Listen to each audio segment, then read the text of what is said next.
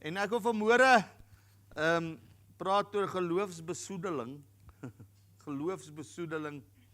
Maar so 'n paar weke terug, toe het ek 2 weke terug, toe ek 'n preek gepreek oor voëlverskrikkers in die kerk, nee. Voëlverskrikkers in die kerk. En wat ons doen is die duiwel ons geloof wil stel, ons moet sê, wow! Okay. Men ja, ons moet, nou vandag gaan ek 'n bietjie verder gaan. Ek gaan vandag 'n bietjie praat oor wat ons geloof wil besoedel, want daar's goed in die wêreld wat ons geloof wil besoedel. En ek wil hê ons moet vandag lees in Matteus 14 van vers 22 tot 31 en veral vers 30. Matteus 14:22 sê, en Jesus het dadelik sy disippels gedwing om in die skei te gaan en voor hom uit te vaar na die oorkant, terwyl hy die skare wegstuur. En nadat hy die skare weggestuur het, klim hy op die berg om in die eensaamheid te bid. En toe dit aand geword het, was hy daar alleen, en die skei was al in die middel van die see, getuister deur die golwe, want die wind was teen hulle. Maar in die 4de nagwaak het Jesus na hulle gekom, al wandelende op die see. En toe die disippels hom op die see sien loop, word hulle ontsteld en sê, dit is 'n spook! En hulle het geskreeu van vrees. Maar Jesus het dadelik met hulle gespreek en gesê, hou goeie moed, dit is ek, moenie vrees nie.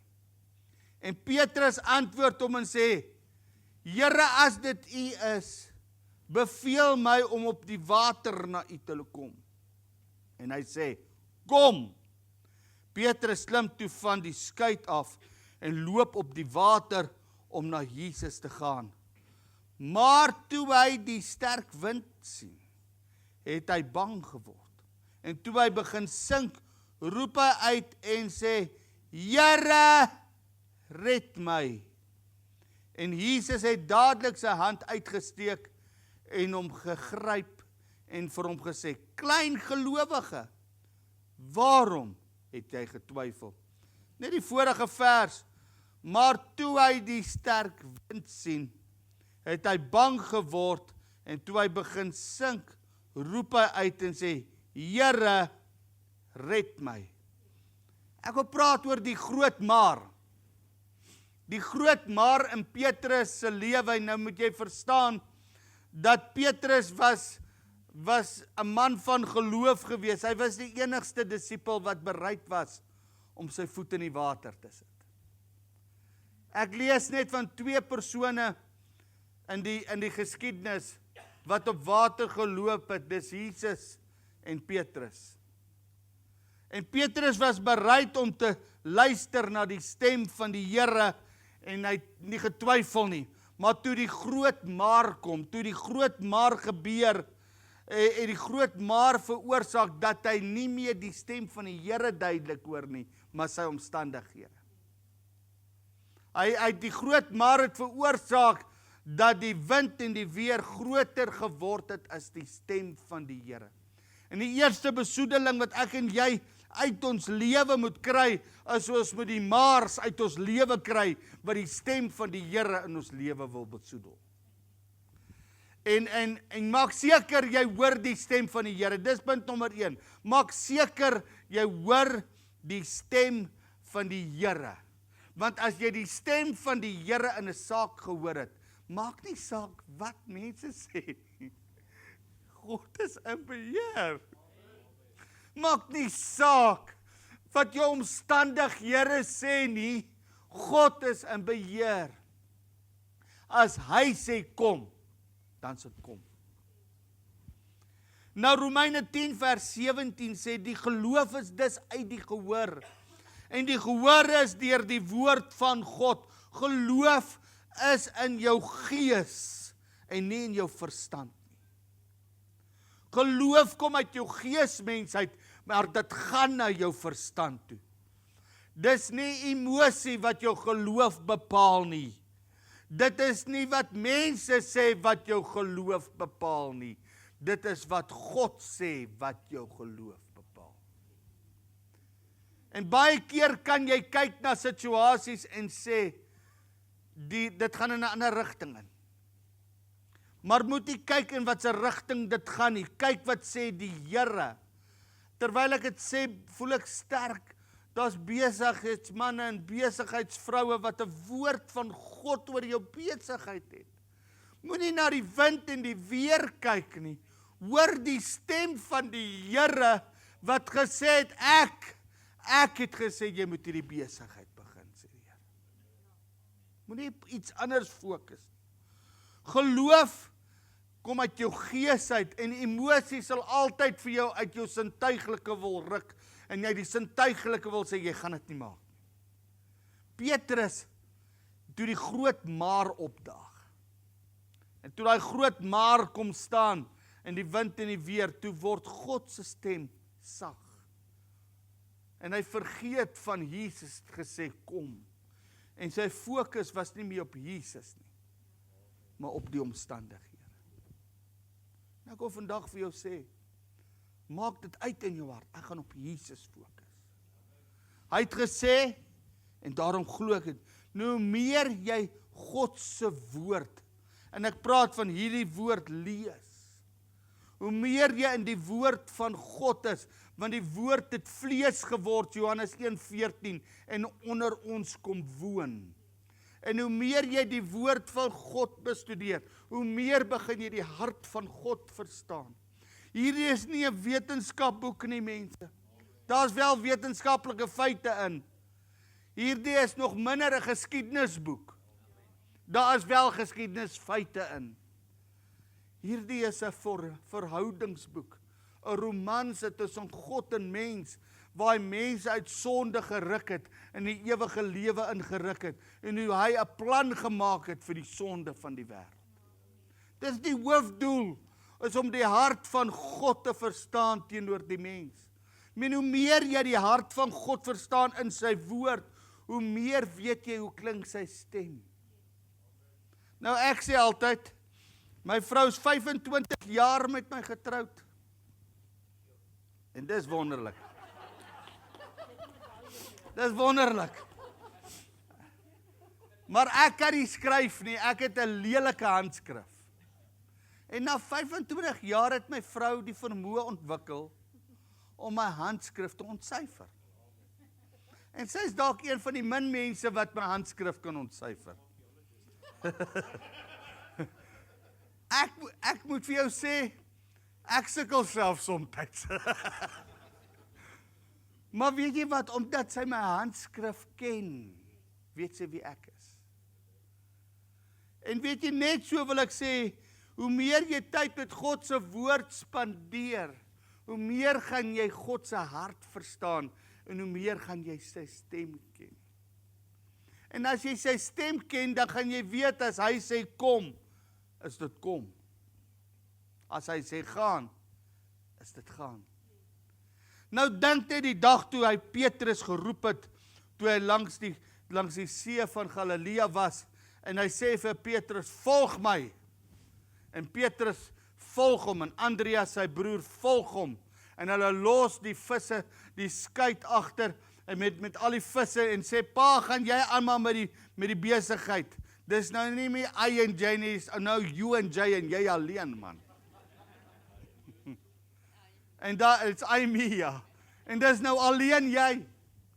Maar as die Here die volgende dag vir Petrus moes gesê het in hierdie situasie wat ons nou gelees het in Matteus 14 moes plaasgevind het die volgende dag, waar Jesus op die see geloop het en Petrus hom gesien het, sou Petrus sy stem dalk nie herken het nie, want hy het hom nog nie geken nie.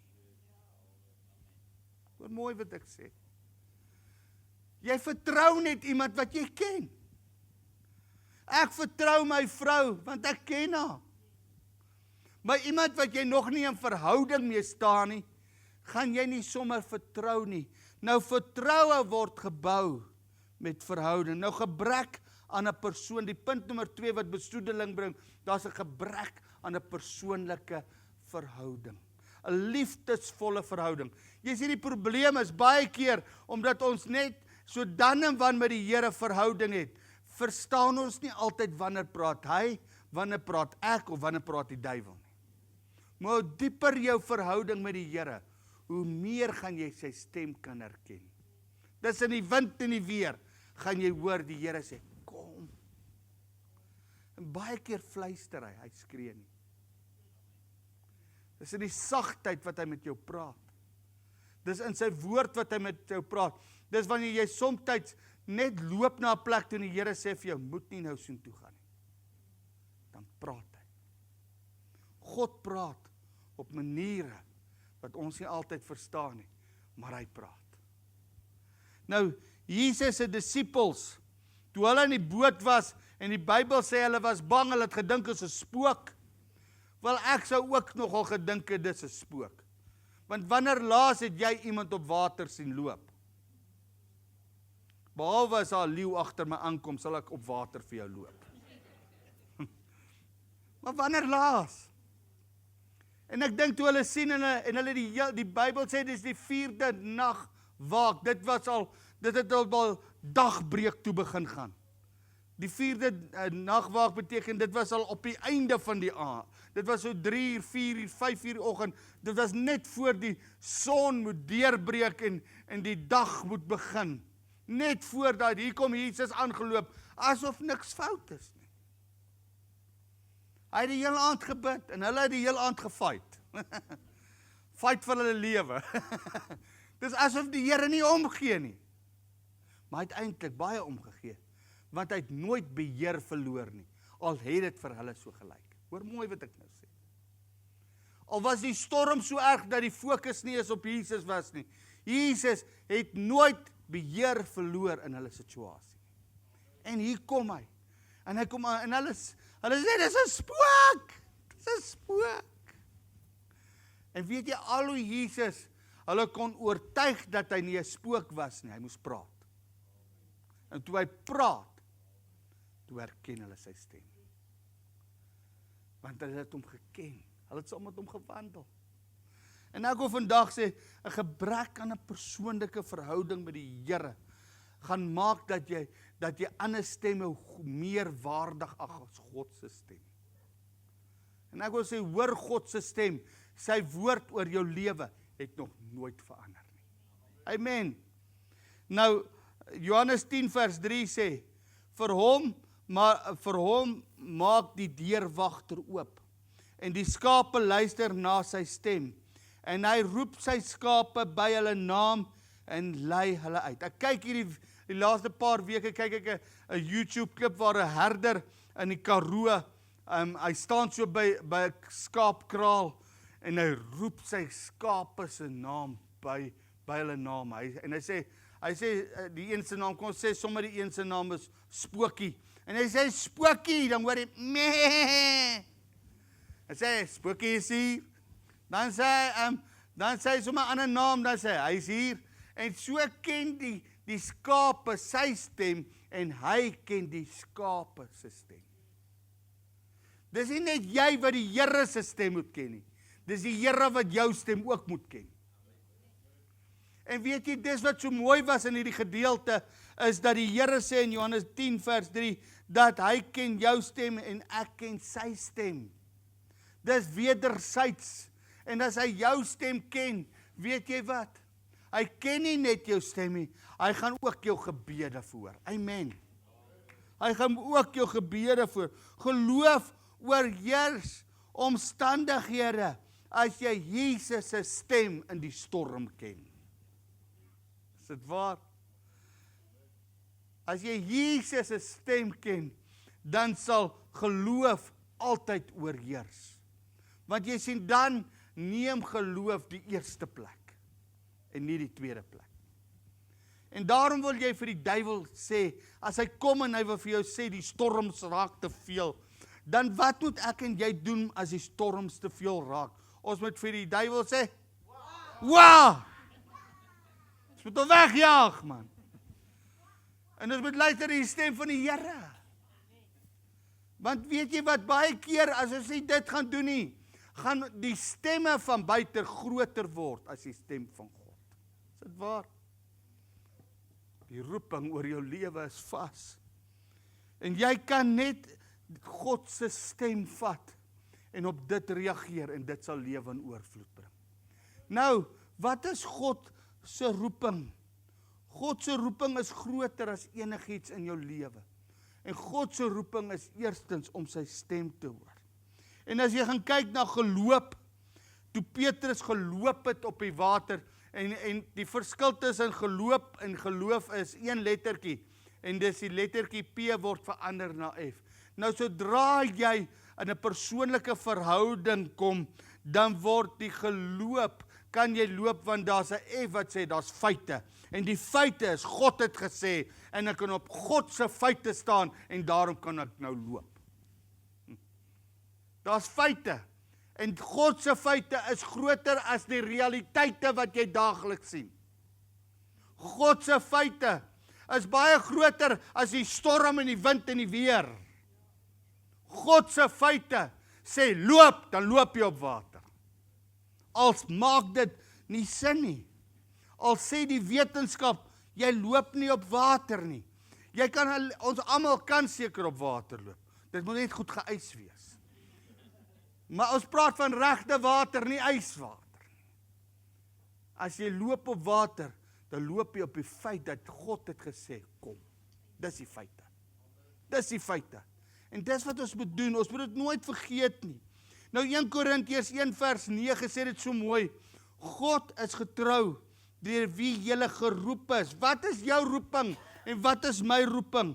Ons eerste roeping is tot die gemeenskap met sy seun, Jesus Christus ons Here.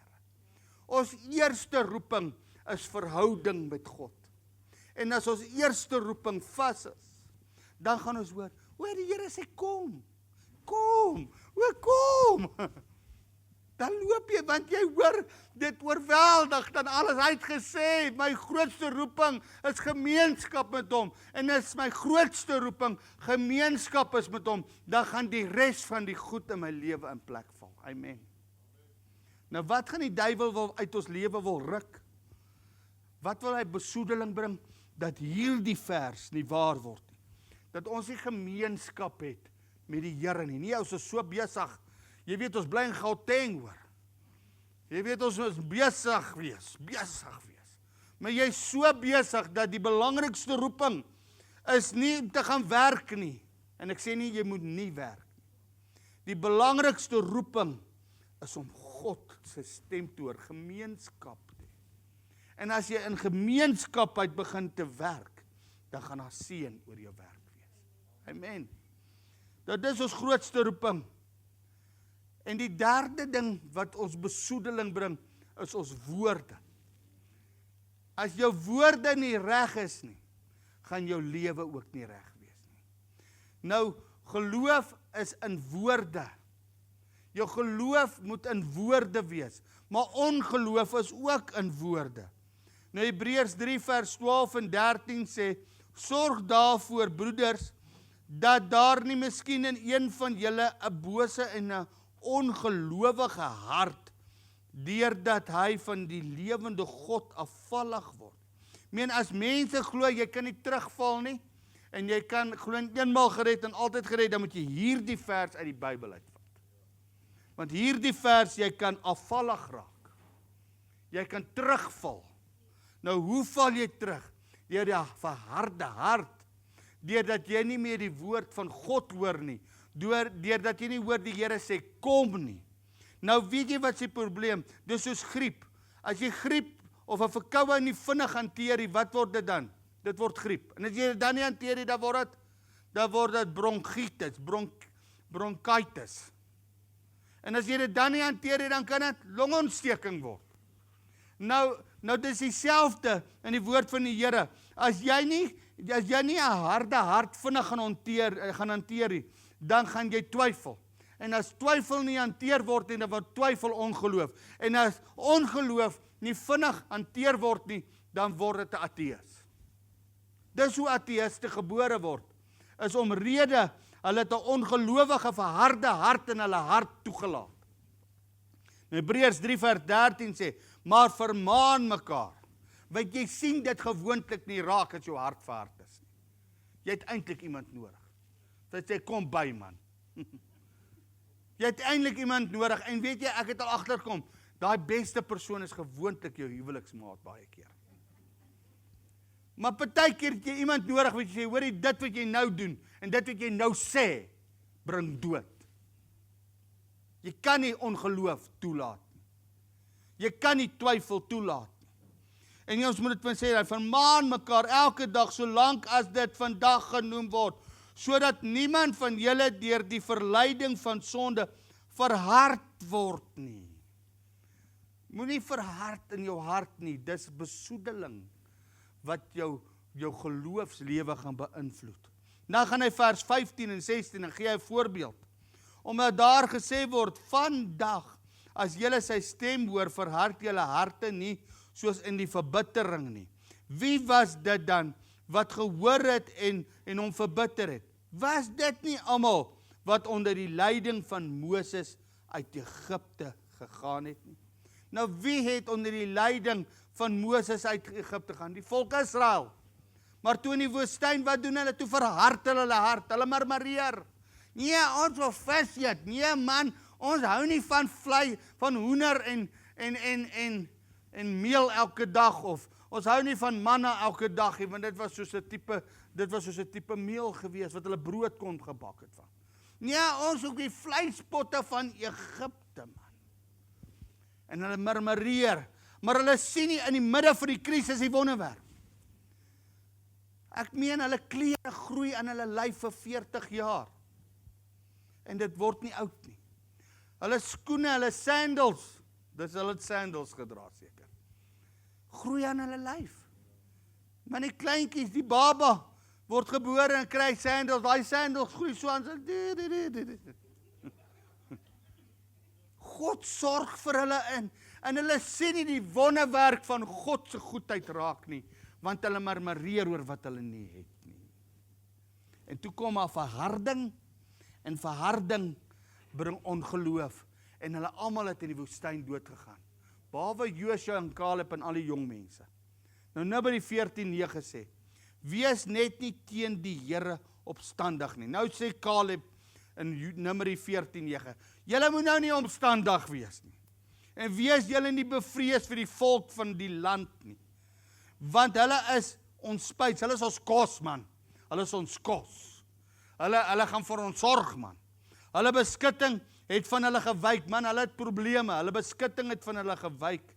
En die Here is met ons. Wees nie bevrees vir hulle nie. Wees nie bevrees vir hulle nie. Wees nie bevrees nie, maar wat doen die Jode, die Israeliete? Nee, ons lyk in hulle oë so sprinkane. Hulle gaan op ons trap. Ons is 'n sprinkaan. Maar ons lyk ook so in ons eie oë. Die Here het jou koningskind gemaak, nou dink jy jy's 'n sprinkaan. Hulle het nie in die beloofde land gekom nie. Want hulle het gemurmureer. Hulle het getwyfel. Hulle het ongeloof gehad. Hulle het verhard. Daar was besoedeling wat hulle hart deurweek het. Nou as die duiwel kom en sê jy's 'n sprinkaan en jy's eintlik 'n koningskind, wat moet jy vir hom sê? Wa! Hulle moes die preek gehoor het. Dalk was hulle dalk almal daar. Maar weet jy, Josua en Caleb het verstaan om wat te sê. Hulle het verstaan dat God met God is as 'n meerderheid. Al is 'n watse reus voor ons. Amen. Amen. Jy sien Petrus, voordat hy gekom het by 'n plek waar hy gebroken was hy bietjie arrogant. En dit het hom gekos, hoor. En Jesus het geweet dat hy gaan op daai plek kom. En Jesus het geweet hy gaan vir Petrus moet bid. En die woord sê in Lukas 22:32, maar ek het vir jou gebid, dat jou geloof nie ophou nie. En as jy eendag bekeer is, moet jy jou broers versterk. Jy sien, Jesus se werk vandag, hy sit aan die regterhand van die Vader. En hy tree vir ons in, sodat ons geloof behoue sal bly. Hy tree vir ons in, sodat ons nie moet twyfel nie. Nou wat is die verskil tussen twyfel en ongeloof? Twyfel is 'n griep en 'n verkoue. Ongeloof is 'n longontsteking. Twyfel is, jy weet nie, jy's nog so hinkepinke. Maar ongeloof, jy het 'n doelbewuste besluit geneem teen God se plan, teen God se droom en teen God se woord in jou lewe. Dis ongeloof. Dis 'n besluit. Dis 'n besluit.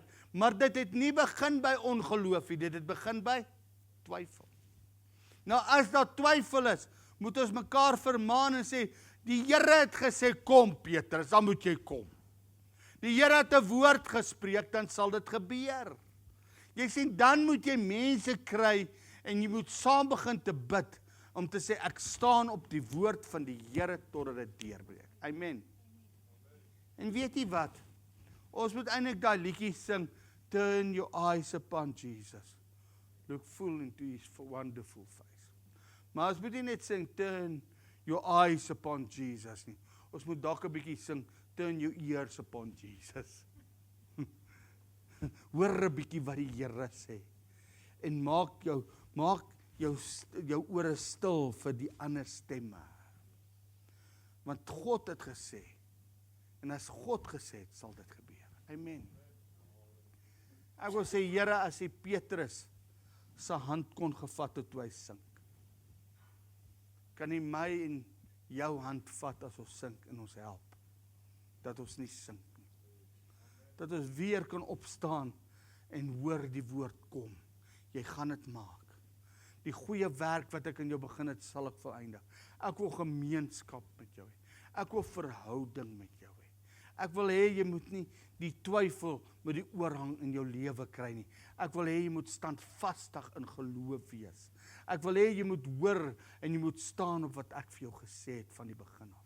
En ek is duidelik in my gees, terwyl ek voorberei, hier's mense wat 'n woord oor jou lewe het van die begin af, maar dis asof die ander stemme daai woord begin verdof het in jou lewe, en jy amper vir jouself sê, ek gaan nie weer gelukkig wees. Ek gaan nie weer vrede en blydskap in my lewe hê nie. En dis asof die Here sê, moet nie kyk na wat jy nou sien nie, want my woord is onveranderlik. Staan op my woord. Turn your eyes upon Jesus.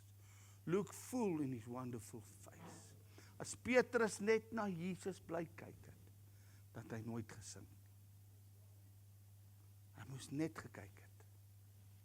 Dit is tyd dat ons kyk, en dit is tyd dat ons spreek wat God sê. Amen. Kom ons maak ons oor toe. As jy vanmôre hier sit en jy sê, Sjaal, die storms het my begin oorweldig. Die storms het my op 'n punt gebring waar ek meer op die storms gefokus het, as wat ek op God se woord fokus. En ek's moeg om te veg. Ek's moeg om te staan op die woord, want ek kan net nie meer nie. Ek kan nie, en die woord vanmôre sê, die Here se hand het nie te kort geword en sy oor het nie te swaar geword om te hoor nie. My Here verstaan wanneer jy moeg is. My Here verstaan wanneer jy nie meer kan nie. Hy verstaan dit. Hy sal nie van die begin van die diens af begin praat in hierdie rigting en vir ons wil sê, hy is in beheer. En die feit dat hy dit sê, wil hy vandag vir jou sê, gee my weer 'n kans. Vat my hand vanmôre en sien hoe ek jou deurdra. As jy vanmôre is en jy sê, Sjaal, ek kan net nie meer nie. Ek is net moeg emosioneel. Ek is net moeg. Ek vra, ek wil nie hê jy moet opstaan. Ek wil net hê jy moet jou hand opsteek en ek wil saam met jou bid. Steek net jou hand op.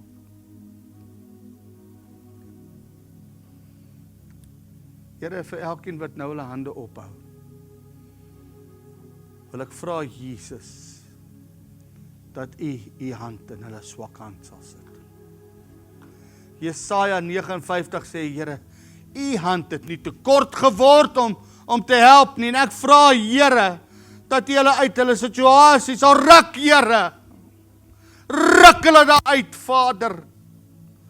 En sit hulle weer op standvastigheid wat die woord van God is. Die woord sê, moenie moeg raak om goed te doen nie, want die Here sê, ek sal op die regte tyd deurkom. Moenie moeg raak om goed te doen nie. Here, ons raak soms moeg en afgemat, maar die wat op die Here wag, kry nuwe krag, en hulle vaar op met vleuels van die arende. Ek bid vir elkeen wat nou hulle hand opsteek, Here, gee hulle krag, nou in hierdie oomblik. Here, restore them, restore them, restore them, restore them. Dankie, Here, U herstel bonatuurlik. En Here, U woord is vas. U woord sal nie leeg terugkeer nie, want is vas, Here. Here, dit is so vas, Here. Soos die pilare van die aarde vas is, Here. Soos die dag en nag vas is, Here. Here, soos dit vas is, Here, soos dat ons weet, môre gaan daar 'n dag wees, en Here, daar sal 'n dag wees, en daar sal 'n nag wees, soos dit vas is, Here. Soos seisoene vas is, Here. Soos die woord van God vas. En Vader, ek maak dit los oor elkeen, dat dit in sy gees nou sal val. God se woord is vas in my lewe. En ek dank U nou daarvoor, Vader, in die naam van Jesus. Amen. Kom ons bid hierdie gebed, wat ek weet ons in hierdie gemeente sal sien waar word. Amen. En spoedig. Amen. Kom ons verklaar dit. Ons wend onsself na die noorde, die ooste, die suide en die weste. Ons verklaar dat 40 gesinne maandeliks by Brandpunt gemeente gevoeg sal word. Ons doen dit doelbewus en ons weet waarom ons dit doen. Want alle mag en gesag is aan ons gegee in Jesus naam. Ons spreek teen die owerhede, die magte en die bose geeste in die lig. Laat los die gesinne wat by Brandpunt gemeente gevoeg moet word. En ons dankie vir die arbeiders en die oes in die naam van Jesus. Amen! Amen! Amen! Halleluja! Kom ons bid net saam. Here, ons wil bid, Here, waar hierdie kruis opgegaan het, Here. Wil ek vra as mense verby hierdie kruis gaan ry, of hulle sien hom van Atlas af in die aande, as daai lig gaan skyn, dat dit soos 'n trekpleister sal wees, Here. Dat mense gaan wil kom kyk wat hier aangaan. En as mense gaan sê, waar is die kerk? Sê, daar waar die kruis is. Daar waar die kruis is.